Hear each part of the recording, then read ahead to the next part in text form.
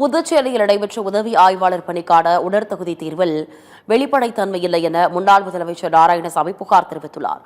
புதுச்சேரி மகளிர் காங்கிரஸ் தலைவியை பாஜகவினர் தரக்குறைவாக பேசியதை கண்டித்து போராட்டம் நடைபெற்றது. இது தொடர்பாக காங்கிரஸ் அலுவலகத்தில் முன்னாள் முதலமைச்சர் நாராயணசாமி செய்தியாளர்களை சந்தித்தார். அப்போது பேசிய அவர், புதுச்சேரியில் நடந்து முடிந்த உதவி ஆய்வாளர் பணிக்கு நடைபெற்ற தேர்வை ரத்து செய்ய வேண்டும் எனவும் வெளிப்படைத்தன்மையோடு மறுதேர்வு நடத்த வேண்டும் எனவும் வலியுறுத்தினார். மேலும் புதுச்சேரியில் இதுவரை 3 முறை காங்கிரஸ் கட்சி அலுவலகத்தை பாஜகவினர் தாக்க முயன்றனர் எனவும் பாஜக ரவுடி கட்சி எனவும் காட்டமாக கூறினார்.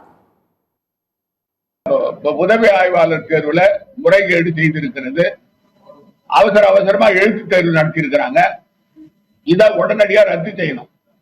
ரத்து செய்ய வெளிப்படைத்தன்மையோட நீங்க செலக்ட் பண்ற, நீங்க தேர்வு செய்கின்ற அந்த நிறுவனம் தகுதி உள்ள நிறுவனமா இருக்கணும்.